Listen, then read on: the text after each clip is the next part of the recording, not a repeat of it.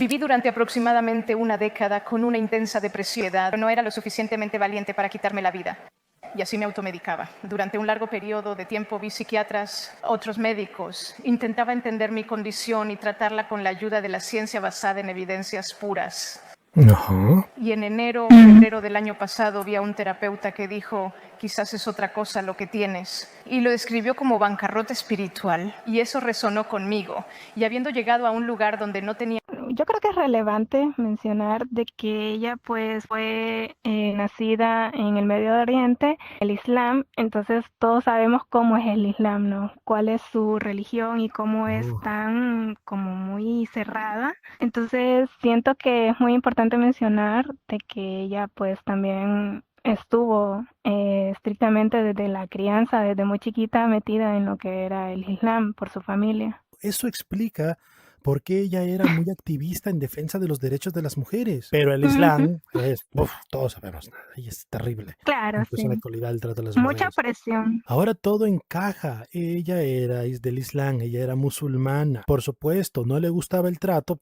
¿A qué persona sana le va a gustar? ¿A qué mujer le va a gustar que las traten como las tratan ahí? Claro. Claro, ella se peleó con eso y como ella creció en esa burbuja, pues imagino que encontró en el ateísmo el escape de eso para poder defender a las mujeres en ese sentido. Pero como ella dijo, sentía este vacío existencial, esta crisis, esta depresión, porque en realidad entonces ella nunca dejó de ser una creyente como tal, sino que era más una ideología en Sí. defensa de las mujeres, porque ¿por qué otra razón tendría una bancarrota espiritual? Sí, ella no tenía un entorno, de hecho, neutral.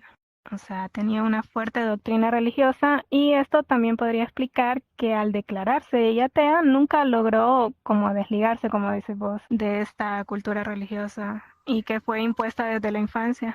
Bueno, sigamos viendo. Recé y recé desesperadamente. Y para mí eso fue un punto de inflexión. Y lo que sucedió después de eso es un milagro en sí mismo. Me siento conectada a algo más alto y más grande que yo misma. Siento que mi entusiasmo por la vida ha vuelto. Experiencia me ha llenado de humildad, tengo que decir. Y es algo muy subjetivo, es extremadamente difícil de explicar. Estoy tratando de trabajar, ya sabes, entrar en los detalles granulares de cómo llegué allí en un libro. Pero esa es una historia corta, ya sabes, la historia más corta que puedo contar. Vamos a la reacción de Richard Dawkins. Esa es una historia personal conmovedora, pero llamarse cristiana es un poco diferente. Quiero decir, un cristiano tiene que creer en algo, y quiero decir cualquier. Bueno, ahora vas a la iglesia y escuchas al vicario y te das cuenta de la cantidad de tonterías que dice. Quiero decir, ¿realmente te lo tomas en serio? Jesús es el Hijo de Dios, Jesús resucitó de entre los muertos, Jesús nació de una virgen, y eso es parte del cristianismo. Creo que eso que dijo Dawkins es importante porque ella no solo es que abandona el ateísmo, sino que ella directamente dice que se va al cristianismo. El problema es que el cristianismo, Cristo, viene directamente ligado a eso, a creer en Cristo, en Jesús. Viene ligado a un montón de otras cosas que tiene que aceptar. Entonces, ella de verdad acepta todo eso así de repente. La pregunta es bastante válida, la que le hizo el viejito creo que se llama Dawkins. Sí, él es Richard Dawkins, el viejito. Richard. Sí. Sí, Richard, mi Sí. compa, el vecino. Sí. El señorito Richard, la pregunta que le hizo es válida. ¿Tú cómo la responderías? Es decir, o mejor dicho, ¿qué esperas tú que ella responda? Porque de verdad abraza todo esto de Jesús y lo de la Biblia y Adán y Eva y todo así de repente como si nada. Sí, claro, o sea, yo esperaría que ella responda de que está consciente de todos estos hechos de la Biblia, de Jesús y todo eso, y que nos diera una explicación lógica de por qué está volviéndose religiosa, sabiendo todo lo que sabe, pues todo lo que es la historia. Y eso es lo que esperaría, pues una explicación lógica, ¿no? Bueno, le puse pausa en el momento adecuado porque creo que justo ella va a responder. Esperemos que nos dé eso. Y cuando aceptas que hay algo, hay una entidad poderosa, para mí el Dios que me cambió, creo que lo que dice el vicario ya no suena absurdo, tiene mucho sentido. Y no solo tiene mucho sentido, también está cargado con la sabiduría de milenios. Y así como tú, me burlaba de la fe en general y probablemente del cristianismo en particular, pero ya no lo hago. Y de nuevo, ahí es donde entra la humildad. No parece, en 2024, después de que pasé por esa experiencia, no me parece absurdo. Y no lo es. No me burlo de ello. Creo que he llegado a arrodillarme para decir, quizás esas personas que siempre han tenido fe tienen algo que nosotros, los que perdimos la fe, no tenemos. Y las personas que tienen fe también, como la mujer que me dijo, bueno, has llegado, has intentado todo y has perdido la esperanza, has perdido la fe, inténtalo. Estoy tartamudeando y tambaleándome para decir, Solo estoy tratando de decir, no, no es estúpido. De hecho, es inteligente y sabio. Quiero decir, ¿Qué le dirías tú? Porque terminó diciendo que es inteligente y sabio, pero todo lo que dijo antes de eso, ¿qué te pareció inteligente y sabio? Sí, ¿no? No había realmente nada inteligente ahí en lo que dijo. O sea, es más basada en lo sentimental, ¿no? Ujú. Como sugestión por querer creer en algo para sentirse bien. Claro, sí, o sea, es como decir, no, lo más inteligente es esto porque sentí bonito en el corazoncito, Claro. básicamente. Ujú. Su Ah, crítica era más cultural, ¿no? Que metafísica. sí, totalmente. La metafísica se la pasó por el arco del triunfo y se fue directamente a lo político, a lo emocional y nada más. tomemos primero el tema moral. El Islam es una religión desagradable. Creo que estamos de acuerdo en eso. Pero el cristianismo tampoco es tan agradable. Ujú. Y cuando piensas en el cristianismo está obsesionado con el pecado. San Agustín dijo que todos heredamos el pecado de Adán. Bueno, por supuesto, él no existió, así que heredamos el pecado original. El pecado original bajó en el semen. Jesús no fue concebido con semen, por eso está libre de pecado. Su madre María también tenía que estar libre de pecado. Así que tuvo que tener una concepción inmaculada. Todo esto es un disparate obvio. Todo esto es una tontería teológica. La idea de que Ah, no, sigue el. la humanidad nace en pecado y tiene que ser curada del pecado por Jesús, siendo crucificado. Jesús siendo castigado por todos nuestros pecados. Es una idea moralmente muy desagradable. Estoy seguro de que debes estar de acuerdo con eso. Sí, y todo ese asunto del esperma divino y que Jesús no puede venir por eso, pero el hombre sí, todo eso. Ah, ¿a eso se refieren con la venida del Señor? Por eso se ponen de rodillas cuando reza. No, no, no, No, no, espera. Creo que no ¿no se era así? refieren a eso. ¿No? No.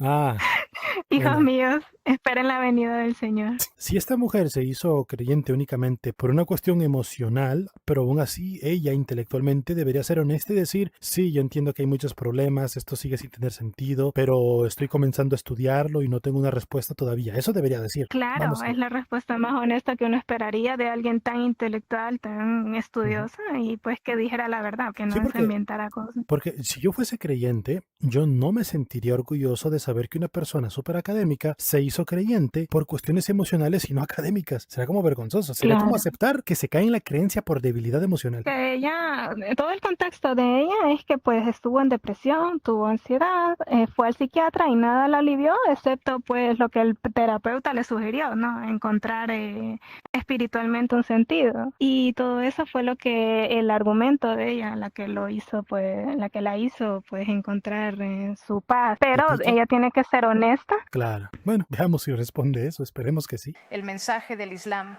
pero el mensaje del cristianismo que recibo es que es un Ujú. mensaje de amor, es un mensaje de redención y es una historia de renovación y renacimiento. Y así, Jesús muriendo y resucitando para mí simboliza esa historia. Y de alguna manera sentí que había muerto y renacido. Y esa historia de redención y renacimiento creo que hace que el cristianismo sea en realidad una historia muy, muy poderosa para la condición humana y la existencia humana y el dolor del sufrimiento, pero también nuestro interior. El reconocimiento de lo que llamas pecado, pero quizás los defectos de carácter, que tanto el bien como el mal están ahí, pero que tanto el bien como el mal están en nosotros. Creo que esas enseñanzas en el cristianismo son mucho más poderosas y han llevado, creo, al florecimiento de la civilización occidental, comparado con, digamos, crecer como musulmán, cuando me enseñaron que realmente la única manera de ser fiel es temer, miedo desnudo y tener estos conjuntos de obligaciones que básicamente obedeces. Y eso era mucho sobre el poder, sobre estar centrado en el fuego del infierno y todas estas otras cosas. Y así el cristianismo, como lo experimenté, te daré un ejemplo.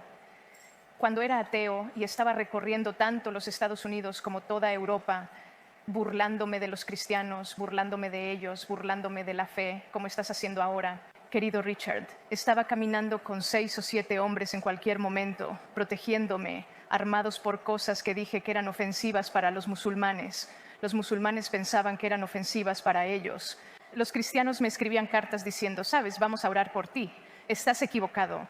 Y creo que eso solo define para mí la distinción entre el cristianismo en general, el cristianismo dominante y el islam dominante. Dijo que encontró en el cristianismo algo, es un mensaje de amor, ¿sabes? Por ejemplo, yo no sé si esto era general, pero en la Iglesia Católica, en misa, siempre nos decían hacer con golpe de pecho, ¿no? Por mi culpa, por mi culpa, por mi gran culpa. ¿En serio? Sí. Ok. ¿En tu iglesia les hacían hacer algo parecido o no? No, o sea, realmente sí te te lo daban a entender, te lo decían directamente, no nos hacían hacer eso, pero todo el tiempo era como muy psicológico, ¿no? De que te decían por tu culpa esto, esto y esto, no por mí específico, pero sí la humanidad, ¿no? Claro. La culpa de la humanidad que hizo lo otro y así, pero sí, en esa parte sí era un poquito diferente. Pero viene siendo lo mismo, pues te echaban la culpa. No se da cuenta de que las religiones de fondo enseñan lo mismo al final. O sea, su conversión es meramente emocional, de puro apoyo emocional, no sé. Las cosas en las que creen son un disparate obvio y tienes que aceptar todo el paquete, porque cuando hablaste de Jesús resucitando de entre los muertos, no crees que Jesús resucitó de entre los muertos, seguramente. Elijo creer que Jesús resucitó de entre los... Eliges creerlo. Y eso es una cuestión de elección. Y es Ok. Es una cuestión de elección, Elizabeth, si Jesús ¡Qué resucitó o no. decepción! No dijo nada al final, o sea, todo lo que yo esperaba y lo que me imagino que muchos esperaban al saber de que una atea tan atea se convirtió a la religión, que es muy decepcionante. Elegir creer. Miren, bien, o sea, Elizabeth, bien por ella, si la hace sentir bien, ya no tiene depresión, estar en depresión es horrible, y si eso la ayudó a ella generalmente, qué bien. Pero aquí lo que indigna y lo que molesta es que muchos creyentes de índole académica incluso utilizan este ejemplo para presumir. Ven, el cristianismo es más racional que el ateísmo. Hasta una atea súper famosa y académica se volvió cristiana. Sí, pero vean las razones. Y bueno, de hecho Richard se escucha, ¿no? Como que tú decides, dijo, como que no se lo termina de creer. Cada vez que alguien se anima a contar su experiencia religiosa personal, terminan siendo anécdotas que para alguien que está más, digamos, versado en fenómenos de la naturaleza, cómo funcionan algunas cuestiones de la tecnología o cómo funcionan los sesgos cognitivos del cerebro, podemos entender lo que en realidad pasó. Pero por la gestión emocional muchas veces ellos van a rechazarlo y van a querer siempre decidir creer que fue así.